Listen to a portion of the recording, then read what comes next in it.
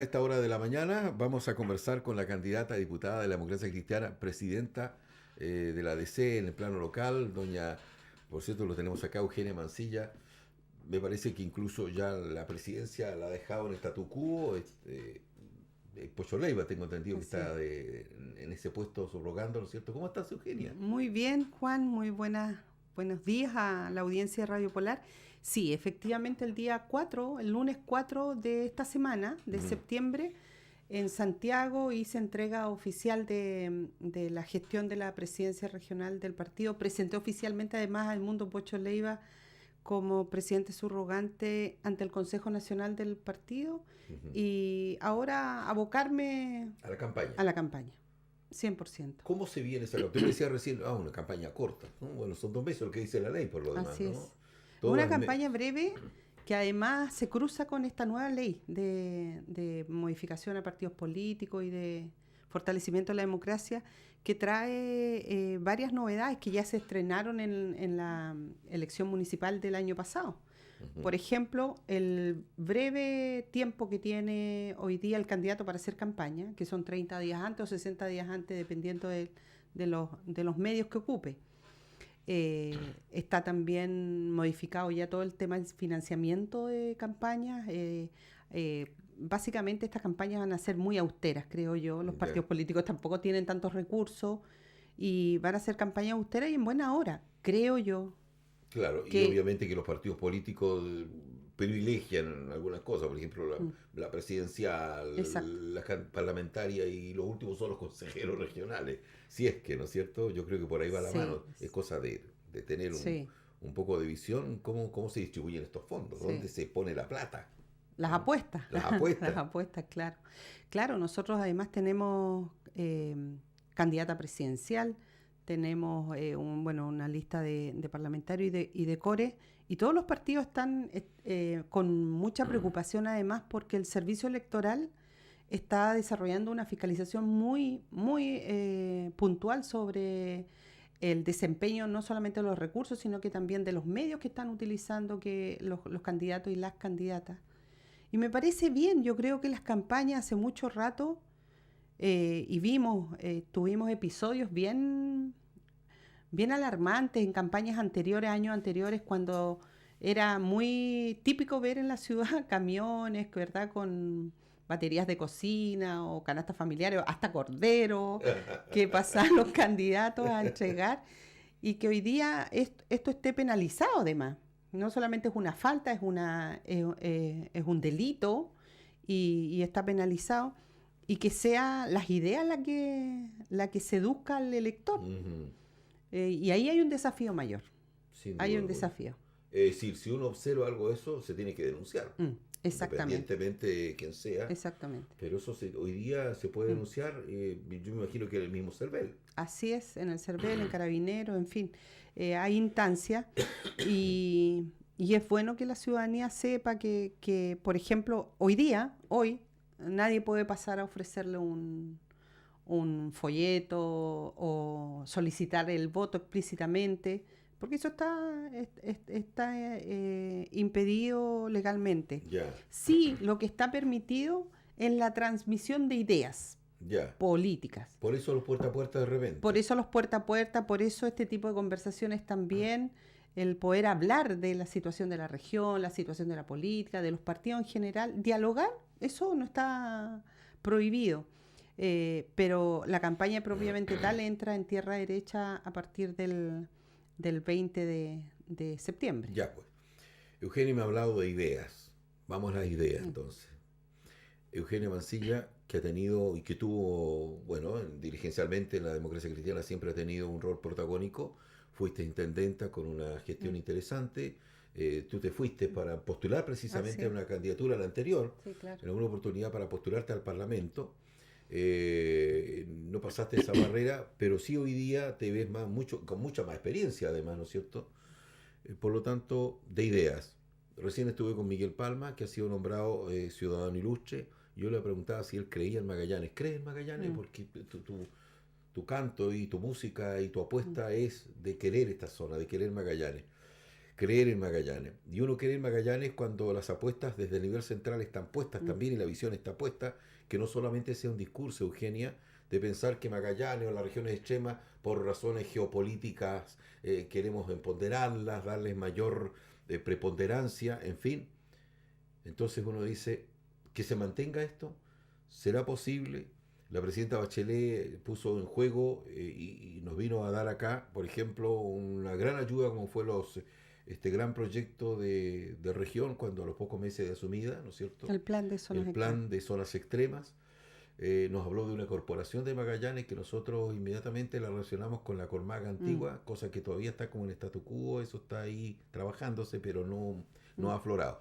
Pero quedan cosas por hacer. Entonces, Eugenia, ¿cuál es el paso que tendrían que dar a futuro en su lucha los parlamentarios? Porque uno entiende que el parlamentario no va con un proyecto bajo el brazo. Y si hay un proyecto, tiene que aunar voluntades para poder plantearse y tiene que ser en definitiva el Ejecutivo el que presenta al Parlamento ese proyecto. Exacto. Por lo tanto, hay luchas que dar acá todavía para creer en Magallanes. Exactamente.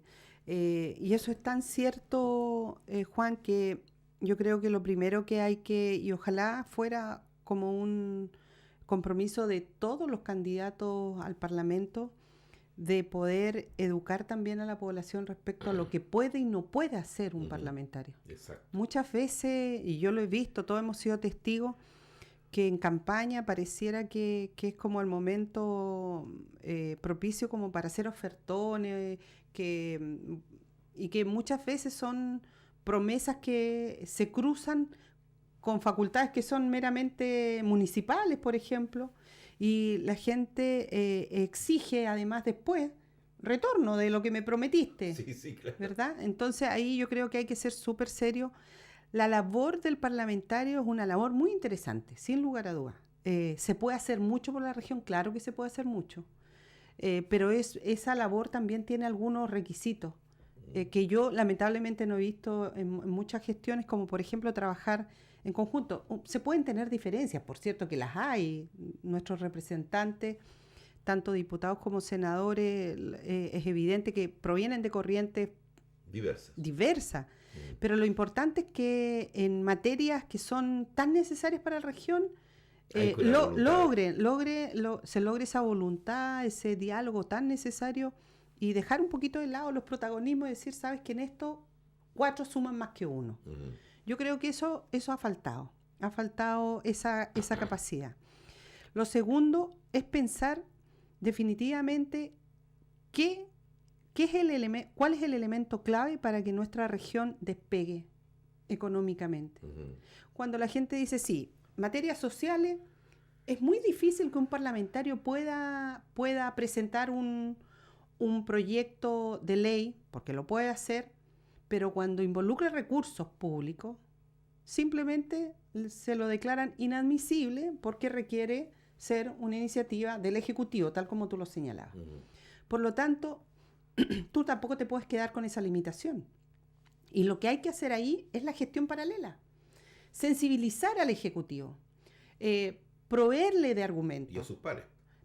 A sus pares, llegar a consensos mínimos y lograr que esas iniciativas finalmente el Ejecutivo las presente. Y yo creo que Magallanes tiene no solamente desafíos en materias económicas, productivas, sociales, también de cómo se está administrando hoy día nuestra región, nuestro territorio. Fíjate que lo que sucede, por ejemplo, en Última Esperanza, que es un tema bien sintomático, porque yo creo que ahí hay un ejemplo muy claro de lo que uno puede hacer. A ver. Última Esperanza es una provincia que basa su dinámica económica, productiva y social en función del turismo, por las Torres del Paine, y hoy día no solamente tú logras ver que cada casa por media hay un hostal, sino que además las unidades gastronómicas, hoteleras, han proliferado. Es decir, hoy día el turismo, sin lugar a duda, es la vocación principal, la vocación productiva principal de la referencia futura. ¿No es cierto? Y por eso se ampliaron la pista del aeródromo, por eso se pavimentó el camino a Serrano, a Torres del Paine, en fin. Todas las acciones confluyen ahí. Pero tenemos un parque nacional que es administrado íntegramente por CONAF, ¿no es cierto?, que es el que detenta esta facultad de administrar los parques nacionales, y nuestra región, más del 50% de su territorio es área silvestre protegida. Pero ¿qué sucede con CONAF? Que los ingresos del parque, que son cuantiosos, y hay que decirlo, más de 3.000 millones de pesos ingresan al año por concepto de entradas al Parque Nacional Torres del Paine, son entregadas a nivel central. ¿Para qué? Para que CONAF con esos recursos administre y financie el resto de los parques nacionales del país. Sí. Entonces tú dices, cuando se produce, por ejemplo, lamentablemente los incendios forestales que ha tenido, o los incendios del Parque Nacional Torres del Paine, y decimos, aquí faltan brigadistas, tendríamos que tener un helicóptero, ¿verdad?, para combatir el fuego, no lo tenemos, los guardaparques hacen su esfuerzo, pero son limitados sus recursos, y uno dice, oye, ¿y qué pasa entonces? ¿Y por qué no esos 3.000 millones no los reinvertimos en nuestra región y en nuestro parque para cuidarlo, para potenciarlo, para diversificar, por ejemplo, las rutas al interior del parque, para cuidar nuestra fauna, para darle más dignidad también al trabajador del parque? Entonces tú ahí dices, Sí. ¿qué podría hacer un parlamentario ahí? Sí, pues, colaborar y presentar una iniciativa o incidir para que el Ejecutivo efectivamente, con todos estos argumentos, logre que estos recursos queden y financiar a CONAF por otras vías. Hoy día, cuando se discute tanto el rol de CONAF, la Corporación Nacional Forestal, de producto del incendio grande que hubo a comienzos de este año en toda la zona central de Chile, ahí se puso en tela de juicio la labor de CONAF, más que nada de su reglamento interno y de su conformación. Incluso se ha hablado de cambiarle hasta la razón social a CONAF, es decir, servicio, no sé cómo se va a llamar, pero está justo en este proceso de discusión Sí, eso. claro. Por lo tanto, yo creo que sería ahora el motivo, ahora sería el tema de poder decir, bueno, ¿cuál servicio? Pero este servicio tiene que estar acotado, en fin, todo lo que se tenga que decir ahora, cuando se está discutiendo aquello precisamente, ¿no? Mira. Porque yo creo que, a propósito, yo lo comenté el otro día también, creo que fue con el consejero Gálvez que vino, yo le hablaba de que la candidata de C, Carolina Goich, había hablado de esto ya. Y que ella está con esa postura de que eso mismo que estás diciendo tú, de que en su momento aquello que genera el parque, oye, no sé si se quede el 100% acá, pero por lo menos el 80% que pueda ser distribuido para generar un buen mantenimiento de ese parque. Así es. Porque la capacidad de ocupación y la capacidad de suelo, el uso de suelo, se va degradando con el tiempo. Son ya unos 200.000 personas APP por temporada, hoy en día. La capacidad de carga ya La está al capacidad de límite. carga, claro. Al límite. Pero sabes que ahí es donde se requiere un impulso, un convencimiento de, y de que, todos, de todos, los parlamentarios. Del gobierno, de los parlamentarios, de todos los actores políticos también, y de poder transformar en realidad esta famosa ley que duerme en alguna parte, claro, que es el traspaso de competencia hacia las regiones. Ajá. Hoy día tenemos una ley de elección directa de intendente, ¿verdad?, que está ahí, aprobada. Solamente hay que ponerle fecha, probablemente, así como vamos, se postergue para 4 años más. Seguro. Hoy día ya no es urgente, al parecer, lo que yo creo que era fundamental para iniciar este proceso, pero acompañado de esa ley también venía otra, que era el traspaso de competencias. ¿Cómo hacemos que nuestras autoridades regionales, electas o designadas, tengan esa capacidad de decidir cuestiones mínimas, como programas, como beneficiarios, cobertura, focalización del gasto? Y podríamos tener, si esa ley fuera hoy día una realidad, podríamos tener servicios regionalizados. Por ejemplo, para Magallanes es vital regionalizar el Serviu. ¿Por qué? Porque aquí, obviamente, los subsidios que otorga el gobierno son insuficientes para generar una casa que esté fabricada para las condiciones no solamente climáticas, sino que también de nuestra idiosincrasia. Si nosotros, ¿quién no podría decir que gran parte de nuestra vida la hacemos en las cocinas, por ejemplo? Sí, claro. ¿Por qué no generar un diseño con las características de la idiosincrasia magallánica? Sin duda. ¿Por qué no? Hoy día lo que se está haciendo, lo hicimos el año 2007, cuando Juan Morano era alcalde, yo era intendenta, coincidimos en eso y logramos que el Consejo Regional aportara al Ministerio de Vivienda los recursos necesarios para la urbanización de terreno, de tal manera que lo que provenía del Ministerio de Vivienda para subsidios se fuera íntegramente a la construcción. Ujú. Y ahí se lograron tener casas de mayor superficie y de mayor calidad. Pero eso se hace por voluntad política. Y eso debería estar hoy día regulado Ujú. en la institucionalidad pública, pero no lo está. Pero si tuviésemos un servicio regionalizado como el Servio acá, podríamos no solamente ya no dejar al arbitrio, por ejemplo, los programas de aislamiento térmico o los programas de mejoramiento de vivienda, que hoy día están en manos de las EGIs privadas o las entidades patrocinantes, ¿verdad? Que agrupan a familias, pero donde no está hoy día, y lo conversaba con la directora del Servio, cuando el Servio asume que una familia está siendo tramitada 1, 2, 3 años en una EGIS privada, cuando podría hacerlo en 6 meses, queda a voluntad del privado. Entonces, materias tan relevantes como la vivienda, ¿por qué no podrían estar en las facultades de la autoridad regional, y vuelvo a insistir, y delegado, y nominada o electa democráticamente? Entonces nosotros podríamos avanzar en eso, y yo creo que es la gran apuesta que tienen en el futuro los parlamentarios de la región. Pensar primero en cuáles son aquellas facultades que el gobierno central tiene que traspasar a las regiones para que nosotros podamos generar acciones con mayor autonomía. El tema de los recursos siempre es discutible, Ujú. pero también es evidente que nosotros tenemos poca capacidad de decisión regional. Todo viene cortado de Santiago. Pero sí, Todo, absolutamente todo. por eso se habla tanto de la descentralización, pues sí, por eso es. Exactamente. Pero además también tenemos que pensar en hacer este análisis que uno muchas veces los deja a instituciones de educación superior o organismos internacionales como son las normas de excepción. Nosotros tenemos 8 instrumentos, 8 normas que integran toda esta batería de normas de excepción que son básicamente destinadas al fomento de la inversión.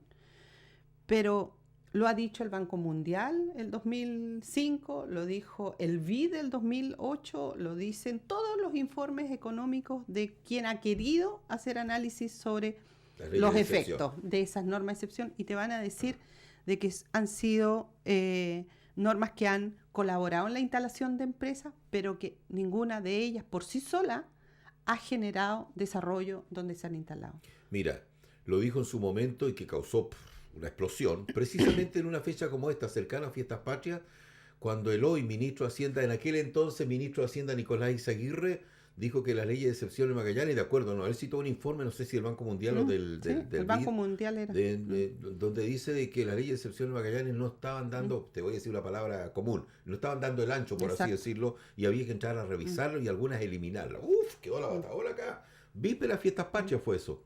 Entonces, el hoy ministro de Hacienda, Nicolás Izaguirre, dijo, se armó una bataola y empezaron a hacer un montón de estudios. Por todas partes se hicieron estudios, análisis, y esto, que lo otro, aquí, que allá, y al final no arribamos a mucho. Yo tengo el 889, el DFL15, el Ley Navarino, la Ley Tierra del Fuego, y no sé, yo tengo 4. Tú me Zona Franca, Ley Austral. Exactamente. ¿De eso es la Ley Austral? Claro. A ver, explícame, ¿dónde está la Ley Austral?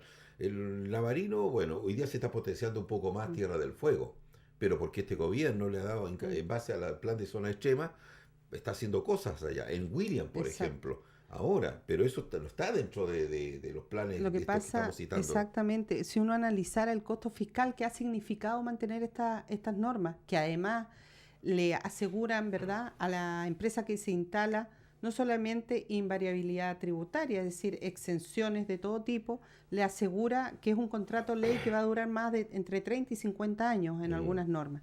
Entonces uno dice, está bien, a mí me gusta que se generen incentivos para que empresas se radiquen, porque si hay empresas, hay trabajo, si hay trabajo, la gente está empleada, y si hay gente empleada, ¿no es cierto?, las familias tienen sus ingresos y tienen una mejor calidad de vida. Pero esas empresas también tienen que tener un sentido, y el sentido tiene que ser que se generen a su alrededor microemprendimientos que le provean de servicios, de insumos, que en definitiva, como llaman los economistas, se generen los clústeres, ¿verdad? Los encadenamientos productivos. De tal manera que cuando esa empresa decida irse, levanta campamento, no solamente dejó el hoyo en el territorio, sino que además dejó unidades económicas trabajando. Y eso es lo que le ha faltado a estas normas de excepción. Y ahí hay un problema, sin lugar a duda, un problema de fondo, que estas normas no solamente tienen que ser un incentivo para que la empresa reciba la bonificación o, ¿verdad? O la rebaja tributaria. Y que haga la bajada correspondiente. Pero que haga la bajada correspondiente y que se incorporen en las comunidades y que sean un aporte a sus comunidades. Si no entendemos que las normas de excepción tienen que tener ese sentido, vamos a seguir incrementando el costo fiscal de estas normas y vamos a tener, no uno, vamos a tener cientos de informes de economistas que señalan que estas normas definitivamente no han cumplido su objetivo. ¿Está dentro de la campaña, por ejemplo, la participación de debates? Yo espero Bueno, que sí. indudablemente que son los medios los que tienen que interesarse también, ¿no es cierto? Yo espero que sí. Yo creo que es muy interesante contrastar ideas, qué es lo que aspira cada uno, ¿no es cierto? Cómo poder trabajar de la mejor manera posible. Y a mí me hace mucho sentido eso que tú dices. Cuando las cosas van en beneficio de una región, los parlamentarios que sean de cada región, luchar por sus proyectos, pero aunar voluntades y al final el que haya presentado el proyecto sí o no aquí o allá, lo importante es que la comunidad es la que gana. Exactamente. Y si un parlamentario del color A o B logra sacar adelante una iniciativa legal en beneficio de la población, aplaudámoslo entre todos, decir por qué sumemos. Aquí está mi voto. Exactamente, aquí está mi voto, aquí está mi gestión, vamos juntos a hablar con tal ministro. Hay tantas materias en las cuales se pueden desarrollar. Eugenia, también de ir mejorando la política. Exactamente. Porque la gente lo que espera es eso. Exactamente. Y por eso es importante que esto que tú señalas, los debates, que se puedan materializar, porque es interesante también conocer cuál es la concepción, la idea de región que tienen los candidatos. Porque puede ser, por ejemplo, un debate que yo creo que hay que dar es si estamos o no estamos de acuerdo en que ser hoy día 160.000 habitantes es bueno o es malo para Magallanes. Puede haber opiniones que dicen, no, yo quisiera una región como Río Grande o Santa Cruz o Ushuaia, con una explosión demográfica interesante. Yo no sé, yo tengo mi opinión. ¿Tienes tus dudas? Tengo mis dudas también. A mí me gusta la región que tenemos. Me gusta, lo único que yo quisiera es que se generaran verdaderos incentivos para que no tenga que emigrar un joven, por ejemplo. Exacto. Para que no tenga que irse en familias completas, porque aquí no tienen acceso a una buena salud, una buena educación, porque los pasajes aéreos son terriblemente caros, porque todo cuesta. Es decir, yo prefiero que sigamos siendo los 160.000 habitantes que somos, pero en igualdad de condiciones. Mira, y donde el Estado tenga un rol. Sin duda. Tenga un rol. Sin duda. Beneficiar esa presencia acá. ¿Cómo será? Bueno, antiguamente hasta los empleados particulares tenían derecho a zona.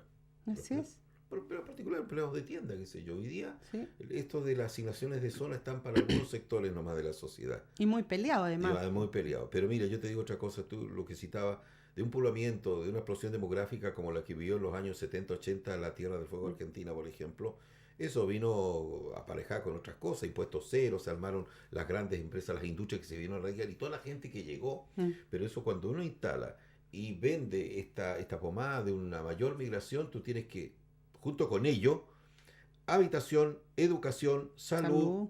Partiendo por la habitación, ¿dónde pongo a toda esa gente? Si pueden llegar 20.000, 40.000 personas más, ¿y dónde las pongo? Mira, yo no sé si tú has tenido la oportunidad de ir a Río Grande o al mismo Ushuaia y efectivamente hay una actividad bien interesante desde el punto de vista turístico, pero date una vuelta a los cerros y vas a encontrar verdaderos campamentos de inmigrantes que no tienen acceso solamente a colgarse de la luz, porque no tienen obviamente ni gas, ni agua, ni alcantarillado, viven en condiciones sumamente precarias. Entonces tú dices, ¿ese es el desarrollo que nosotros queremos? Yo creo que no. Hay que planificar esta región. hay que discutir para dónde queremos crecer, Juan, para dónde queremos crecer. Seguro. Queremos potenciar Tierra del Fuego, hagámoslo, pero que todas nuestras iniciativas, que todos nuestros programas, nuestros planes, nuestras acciones vayan en ese objetivo. Tú comprenderás cuando se hizo, por ejemplo, la famosa Trillium. Llegó mucha gente y no había habitaciones por venir.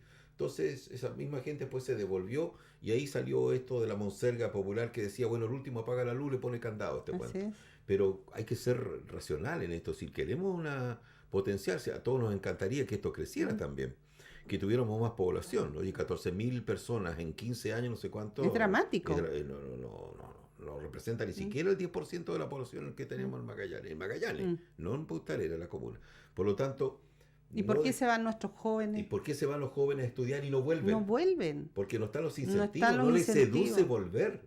Por eso lo importante es de retomar un discurso que hable de la región, de lo importante que es mantenerse, además por un tema estratégico, geopolítico. Ajá. Cuando uno dice, oye, la Patagonia, efectivamente, se trata de condiciones bien especiales en Chile.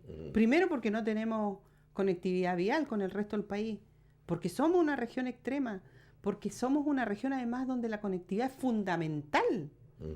Es decir, estamos llenos de islas, de fiordos, de canales, donde se hace dificultoso que la gente de esos territorios aislados se incorpore no solamente al desarrollo de sus provincias, sino que a la capital regional. Exacto.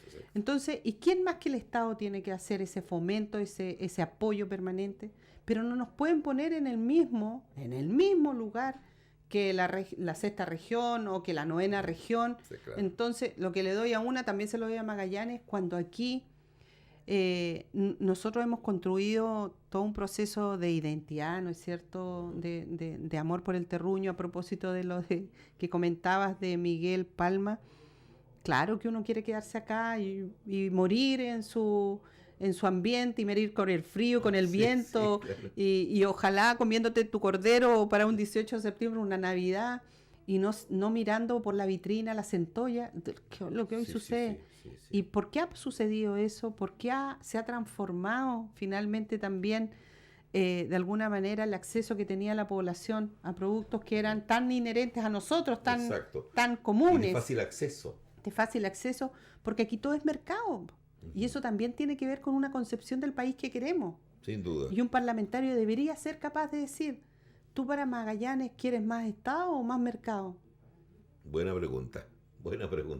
Porque ahí tú te vas a encontrar con algunas sorpresas. Ay, querida Eugenia. Bueno, gracias por venir, pues. Vamos a seguir conversando. Sí, pues. No será esta la primera ni la última ocasión que estaremos conversando en este estudio de radio y de televisión para seguir inquiriendo a la candidata a diputada de la Democracia Cristiana,